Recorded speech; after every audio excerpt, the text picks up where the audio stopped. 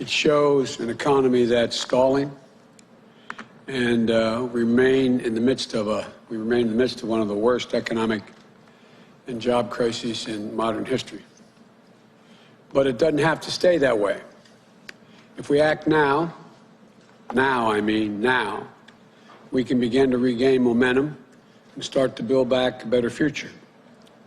There's no time to lose. Millions of people have lost their jobs or had their hours slashed. They've lost their health insurance or are in danger of losing their health insurance. 1 in every 6 renters is behind in rent. 1 in 4 small businesses can't keep their doors open. And there's a growing gap in Black and Latino unemployment, and the gap remains much too large. And it's deeply troubling that last month's drop in overall unemployment was driven by people who were dropping out of the job market, not because more people were being hired, dropping out of the job market altogether. They've lost hope of finding a job, or they're taking full-time caregiving responsibilities as child centers remain closed and their children learn remotely. Over the past 3 months, 2.3 million more people are long-term unemployed, meaning for 23 weeks or more. By far the largest increase on record. This is a dire jobs report. It's a snapshot, I might remind you, up to mid-November. Before the surge in COVID cases many predicted, and the deaths rise that we've seen in December, as we head into a very dark winter ahead.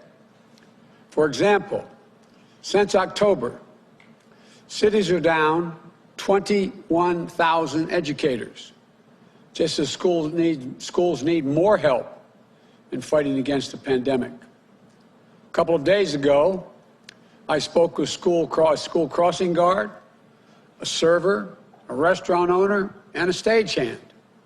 Good people, honorable people. Decent, hard-working Americans from across the country. It reminded me of my dad, who lost his job in Scranton and eventually moved our family to Delaware, just outside of Wilmington, a place called Claymont. He used to say, you've heard me say it before, Joey, I don't expect the government to solve my problems, but I expect them at least to understand my problems. The folks I'm talking about, the folks out there aren't looking for a handout. They just need help. They're in trouble through no fault of their own. Nothing they did caused them to have hours cut or lose their job or drop out of the market. What they need us to understand. We're in a crisis. We need to come together as a nation. We need the Congress to act and act now. If Congress and President Trump fail to act by the end of December, 12 million Americans will lose their unemployment benefits they rely on. Merry Christmas. The unemployment benefits allowing them to keep food on the table, to keep the lights on and the heat on, pay their bills. Emergency paid leave will end. The moratorium on evictions will expire. States will lose the vital tools they need to pay for COVID testing and public health. Put yourselves in that position, anybody listening. Laying awake at night wondering what's going to happen tomorrow. It's going to be harder for states to keep children and educators safe in schools, to try to provide assistance to keep small businesses alive. States and cities are already facing large budget shortfalls this year, again through no fault of their own. They've already laid off more than 1 million workers, even more teachers, firefighters, cops will lose their jobs unless federal government steps up now. And all of this weakens our ability to control the virus if we don't step up now. Emergency paid leave reduces the spread of COVID because it allows people to stay home when they're sick. States and cities need funding to direct their COVID response, which is the only way we're going to end the economic crisis as well. Only way we're going to get people back to work. I'm not alone in saying this situation is urgent. If we don't act now, the future will be very bleak. Americans need help, and they need it now. And they need more to come early next year. But I must tell you, I am encouraged by the bipartisan efforts in the Senate around $900 billion package for relief. It's a bipartisan effort. When Congress, as they work out the details of this relief package, they're going to have to focus on resources for direct public health responses to COVID-19. We need meaningful funding for vaccines now, so they don't lose time and leave people waiting for additional months. We need serious funding for testing now. We need to ramp up testing, allow our schools and business to operate safely. The sooner we pass the funding, the sooner we can turn the corner on COVID-19. You know, in the week since this election ended, there were questions about whether Democrats and Republicans could work together. I know many of you are skeptical about my view that they will and can. Right now, they're showing they can. Congress and President Trump have to get this deal done for the American people. But any package passed in the lame duck session is not going to be enough overall. It's critical, but it's just a start. Congress is going to need to act again in January. Earlier today, I consulted with a number of my economic team, most of which have been announced by now. And Vice President Harris and I announced that team last week.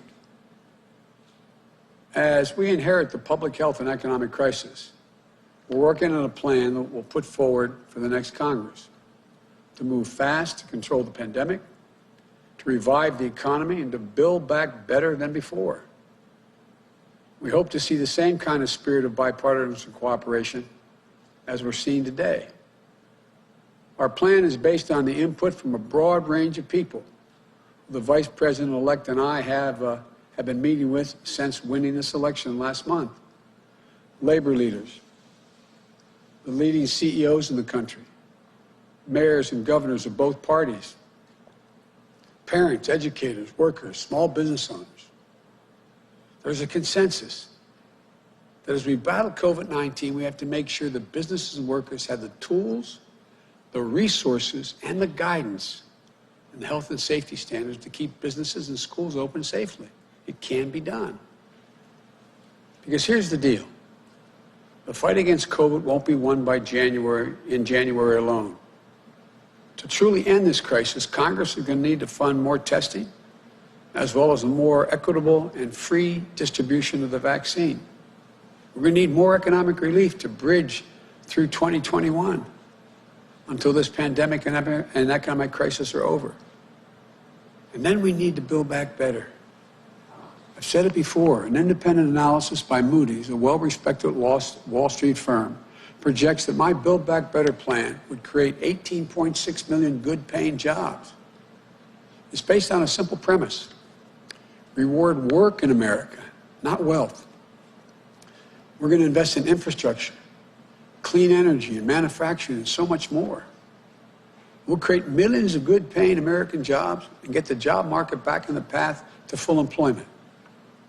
This will raise incomes, reduce drug prices, advance racial equity across the economy, and restore the backbone of this country, the middle class.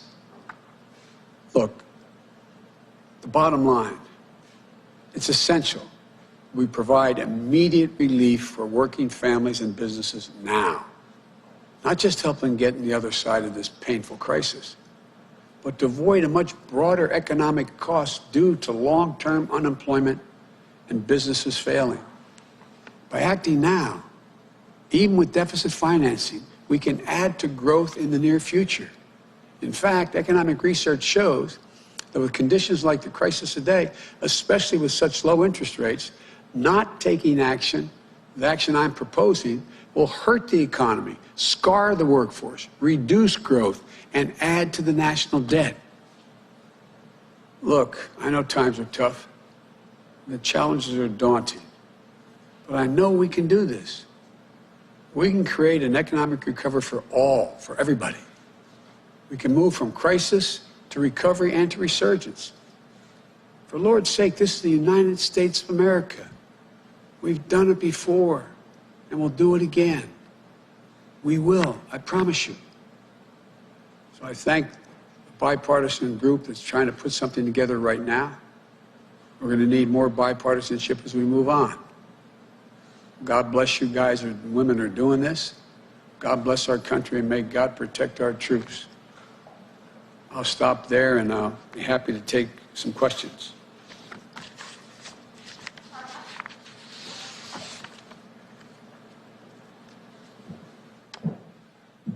Mr. President-elect, one of the biggest tasks that you will have when you enter office is distributing a vaccine. Your team has started to meet with the Trump administration to learn of their plans as you are set to inherit this task. Are you satisfied with the current plans that are underway for distributing that vaccine? Do you feel that the federal government is doing enough at this point? And what steps do you think need to be taken between now and when those first vaccines go out? Well, there's a lot more that has to be done. They've clued us in on their planning on how they plan to distribute the actual vaccine to the various states. But there is no detailed plan, that we've seen anyway, as to how you get the vaccine out of a container into an injection syringe into somebody's arm. And it's going to be very difficult for that to be done, and it's a very expensive proposition. For example, you know, we agree with their priorities that they've laid out so far. I do, at least. My team is looking at it, of dealing with first responders and those in nursing homes and in home care, the first people on the list. But we also have to realize that we're in a situation where there has to be some equity in the way this is distributed. And that requires, for example, right now we're in a situation where you have, the leading cause of death for all Americans this week is COVID-19. But blacks and Latinos are 3 times as likely to die if they get COVID-19. And so the communities of color, it's a mass casualty event. And so we got to figure out how we make sure we get the vaccine to those communities. Delivering the large amounts of the vaccine to the Walmarts and other major drug chains does not get you into a lot of these neighborhoods, and it doesn't guarantee that it gets around. So we got a lot of work to do, and there has to be the equity side of this has to be an important part of distribution. In addition to that, the cost of actually getting the serum into a injection into a needle into somebody's arm costs a lot of money. It takes a lot of people. It takes a lot of folks to be able to get that done.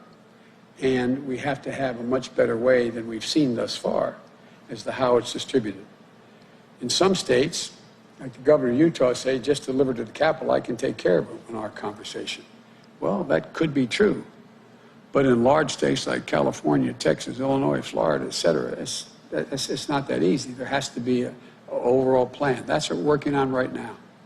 And that's why I asked Dr. Fauci to stay on and to be my chief advisor on this issue, but also to be part of the COVID team.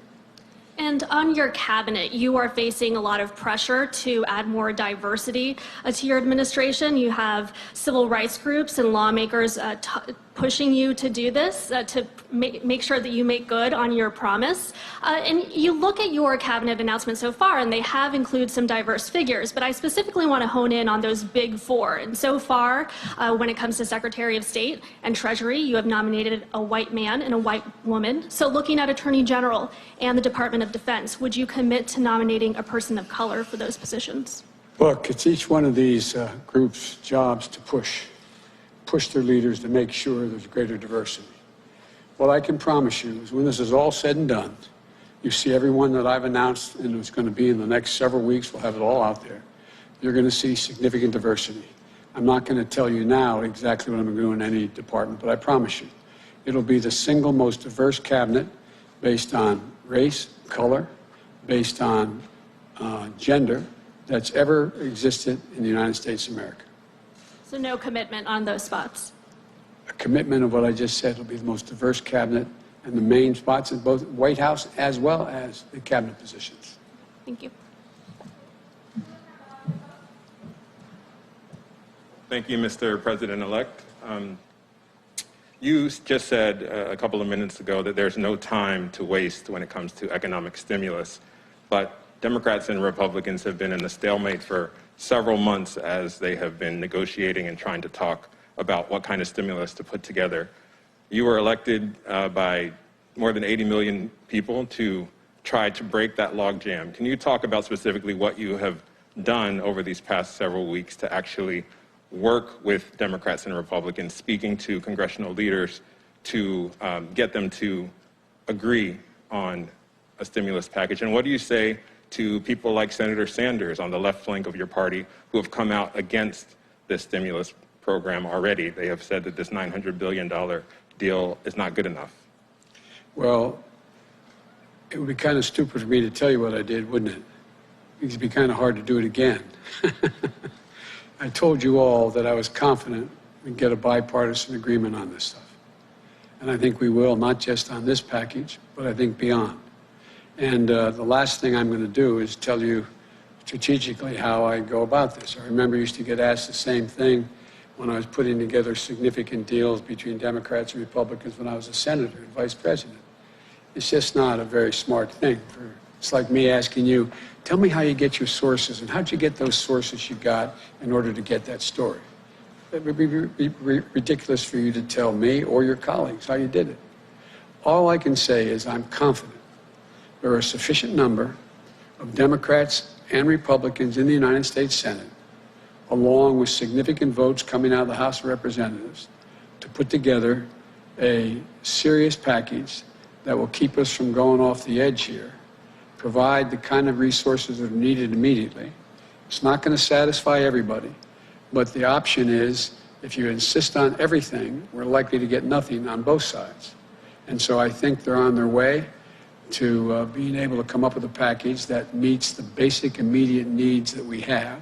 But I've made it real clear, it's just a down payment. This is not the end of the deal. So I've been relatively good at negotiating over my career because I never, number one, reveal something somebody doesn't want me to in the deal, and number two, because I always keep my word. There are a number of progressives, including Senator Sanders, who have criticized this deal in part because it does not include the $1,200 checks that were in the last deal.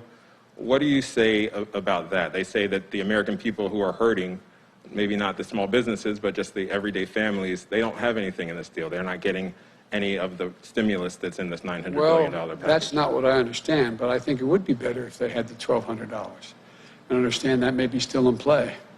But I'm not going to comment on the specific details. The whole purpose of this is we've got to make sure people aren't thrown out of their apartments, lose their homes, are able to have unemployment insurance they can continue to feed their families on as we grow back the economy, be in a position where we provide for help to localities so they're not continuing to lay off school teachers and firefighters, et cetera, first responders, and to make sure we're in a position that we're able to generate the kind of growth that is a consequence of this by allowing, it costs a lot of money to keep schools and businesses open.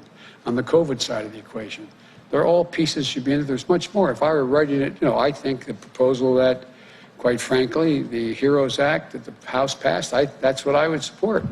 But, this is a democracy, and there are, you've got to find a sweet spot where you have enough people willing to move in a direction that gets us a long way down the road, but isn't the whole answer. Thank you. Thank you.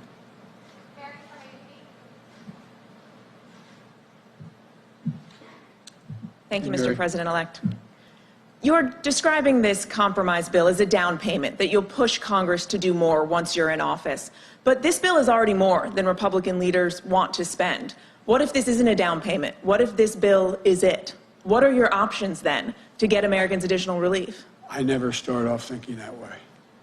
I always start off believing we can get it done. We'll get it done. But it's been more than 6 months this fight has been going on. Mitch McConnell still hasn't even signed off yet on this compromise bill. What makes you so confident that you will be able to get Republicans to go big once you're in office? Well, because the country's going to be in dire, dire, dire straits if they don't. Have you reached out to Leader McConnell? Have the two of you spoken yet? we'll be in dire trouble if we don't get cooperation. I believe we will. Thank you.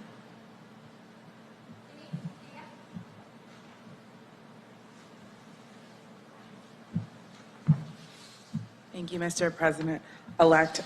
You noted today that 1 in 6 renters are behind in their rent. Millions of Americans remain unemployed. You say the situation is urgent. When you come into office, you expect to pass executive orders dealing with those specific issues. And also, do you at all plan to pass trillions of dollars of aid? Is that what you have in mind when you say we need to go big? Or are we looking at billions of dollars? We're looking at hundreds of billions of dollars. Look, again, I've learned after hanging around in this business for a while, the last thing you do before you begin a negotiation is lay down a drop-dead marker. And if it's not this, I'm not going to talk to you. I think there's a lot we can get done. And I think people are going to see the overwhelming necessity. What's going to start to happen is a lot of folks who represent Republican districts are going to find their Republican neighbors are in real trouble as things get worse. They're going to find that there's an overwhelming need as these numbers skyrocket. You remember my saying that I believe the experts we'd had at least another 250 dead before the end of the year. And they went, oh, no, all right. Guess what? Look what's happening. It's going to get much worse. It's going to get much worse. And so I believe that there are enough Republicans who will join enough Democrats in the United States Senate to get a majority, along with the House, to get it done. But we'll see. We'll see. This is a step at a time. And on executive orders? Well, I'd issue executive orders that are totally within the purview of an executive. But one of the things I don't like is I don't like people saying that I can, by executive order, do the following things, which there is no basis in the Constitution to suggest it can be done. So there are certain things I can do. I can issue executive orders pulling back some of the executive orders that Trump put forward. But I can't issue an executive order saying we're going to spend X billion dollars on this issue without getting the Congress appropriates and is responsible for distributing that money. And then quickly on the coronavirus vaccine, you talked about getting it into African American and vulnerable populations. You said yourself that you're willing to get the vaccine publicly to get people to feel safe. But there are people already telling me, well, President-elect Biden has good health care. If there's some complications, he might have better health care than me, African Americans around the country. What more can you do to convince people that the vaccine is safe for them? And does that mean you'll at all lean on any existing members of the Corona Task Force? I know that you have committed to keeping Dr. Fauci, but is there Dr. Birx? Is there anyone else that you might be leaning on to convince people? There are a lot of people I'm looking to convince people in the task force, and the task force will continue to be expanded with really fine people. And look, I think actions of presidents matter. And I'm going to say something that I think the African-American community, Latino community have known I've never misrepresented anything to them. And that if, as you all keep pointing out, I'm the oldest president ever elected, although I'm actually only 47, but all kidding aside, I think that my taking the vaccine and people seeing me take that vaccine is going to give some confidence. But you know, I said early on, you may remember, I think you may have asked me the question, I may be mistaken. But I said early on that I think one of the things that bothers me the most is by the wild assertions the administration was making about how this was going to go away and inject bleach and all those kinds of things. It was diminishing confidence across the board and the American people overall, but particularly in this administration with the African American Latino community. What I heard from my friends in the community, not but blocks from here as we stand, is that we're not going to be the guinea pigs. We're not going to be the guinea pigs.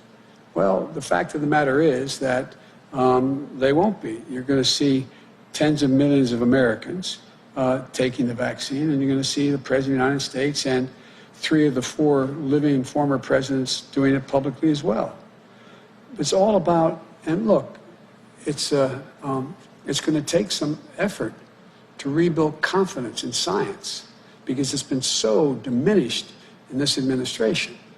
thus far. So, but I will, and by the way, in the meantime, I got to make sure that the vaccine is both free and available, and that any follow-up on the vaccine is free and available, that relates to any health complications from it.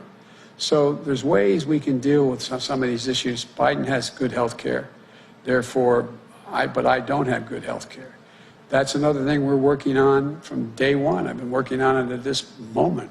And so my hope is that we can reinstill some confidence in to be able to believe the President of the United States when he or she speaks. Thank you. Thank you very much.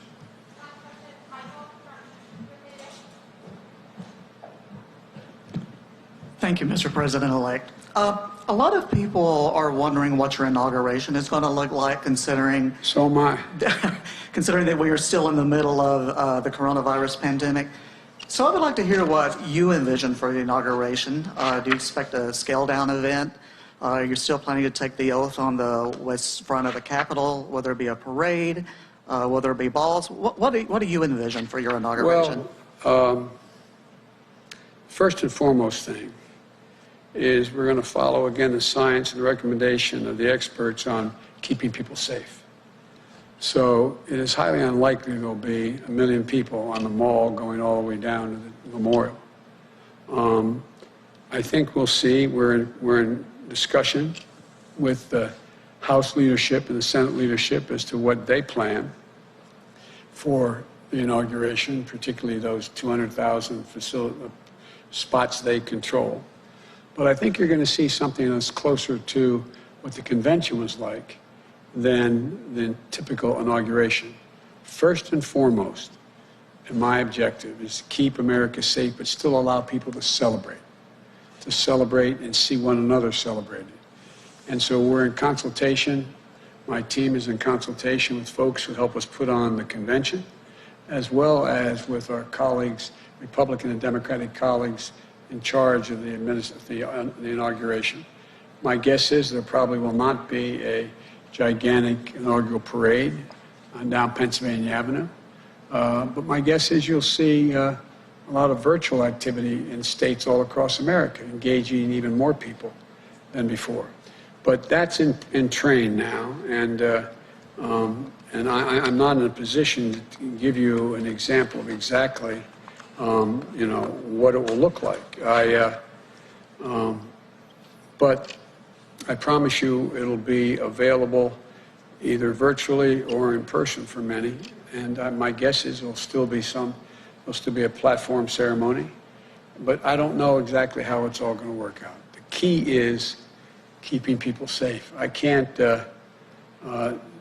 do a super version of the president's announcement in the Rose Garden nationwide. So it's going to have to be more imaginative. But I think, like I said, I think the convention we put on really opened up avenues that we never thought existed. And I doubt there will be another Democratic, at least a Democratic convention, that it's a straight like it always has been. I think we can include more people. People want to celebrate. People want to be able to say, we've passed the baton, we're moving on, democracy has functioned. But I wish I could tell you more, but as those decisions are made, they'll be announced. Okay, and I also wanted to ask you about your relationship with Senator McConnell. I know the two of you have a long history of actually working together on various deals. Have you talked to him since the election? And given the partisan nature of Congress right now, how do you convince him that it's in America's best interest to work with you going forward? I don't think I have to convince him of that. He knows me. He knows I'm as straight as an arrow when I negotiate. He knows I keep commitments and I never attempt to embarrass the opposition. There's some things that I think are just ready for the kind of compromise that Democrats and Republicans are prepared to engage in, absent the President of the United States' attitudes on some of these issues. Infrastructure, dealing with health issues, dealing with the fight against cancer, dealing with education. I think there's a number of things. As I said before, we've got to take the vitriol out of politics. I know there's a lot of people on both sides who want to continue to go after and punish the opposition. I get that. I get the fact that an awful lot of Americans are disappointed I was elected president. Fortunately, there's 7 million more that were happy than disappointed, but I get that. And there's a lot of Democrats who are angry and want to strike back at Republicans. But I've said from the beginning, and I think I've conducted myself this way throughout my career. I learned that early lesson. It's always appropriate to question another man or woman's judgment, but never their motive. Once you question their motive, then in fact, there's no way to get to go. You're in the pocket of the cement industry. Let's do a deal on highways. No possibility. And so when I've dealt with Mitch McConnell in the past as a vice president or as a senator, we haven't engaged in that activity. Doesn't mean we can get to an agreement. I'm not asking anybody to abandon their principles.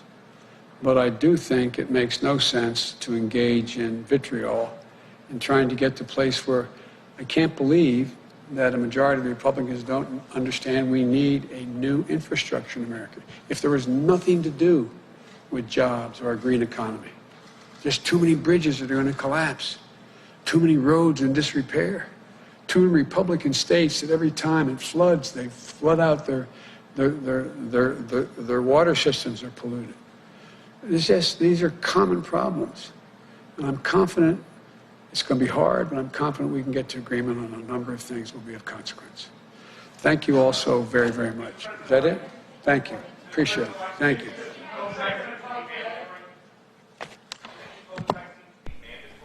No, I don't think it should be mandatory. I wouldn't demand to be mandatory, but I would do everything in my power, just like I don't think masks have to be made mandatory nationwide. I'll do everything in my power as President of the United States to encourage people to do the right thing, and when they do it, demonstrate that it matters. That's why I said in my inaugural speech, I'm going to ask people to commit for 100 days to wear a mask. Not because I'm asking it for any reason to punish. This is not a political issue. It's become one. But if people do it for 100 days, in the middle of what will be still a raging crisis, and the vaccine is able to be distributed, they're going to see deaths drop off the edge. They're going to see hundreds of thousands of people not getting sick. And my hope is they'll be then inclined to say, okay, it's worth the patriotic duty to go ahead and protect other people. Thank you all so very much. Thank you. That's Joe Biden there from earlier this afternoon. We've been busy here on News Now from Fox bringing you the very latest that we've been getting into our feeds. We had Mike Pence earlier, Barack Obama, now Joe Biden wrapping up their live look at the